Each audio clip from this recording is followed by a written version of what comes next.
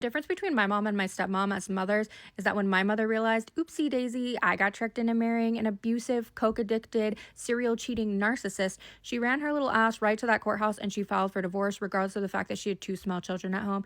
And then when that man continued to break into our house and attack her in front of us, she ran her little ass right back to that courthouse. She filed for full custody and got a restraining order against him. Then she went out. She found herself a new man who was none of those things, married him, and he helped her raise us. And that is who we all grew up calling dad, and my parents are still married to this day, okay? Now, my stepmother, when she realized what she had married, instead of doing that, she decided, oh, I'm going to stick it out for the kids. I'm going to stay with him for the kids. So my siblings got to grow up knowing, ooh, yay, I have him for a dad. What a winner. What a winner that they had for a dad. They knew that their dad was cheating on their mom and that he was an addict. And ultimately, what this led to was my stepmom divorcing him the day her final kid with him turned 18, okay?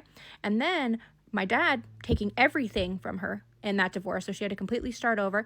And then my dad continuing to stalk her and break into her house and do all the same things he did to my mother.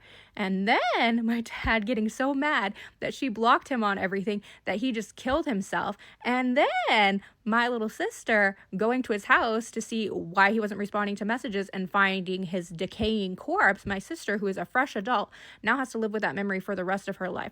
So when you're sitting there and you're thinking, I really want to stay with him for the kids, about that toxic relationship that you're in, think about the fact that you can either be like my stepmom in this situation, or you can take the other path and be like my mom and go find yourself a good man.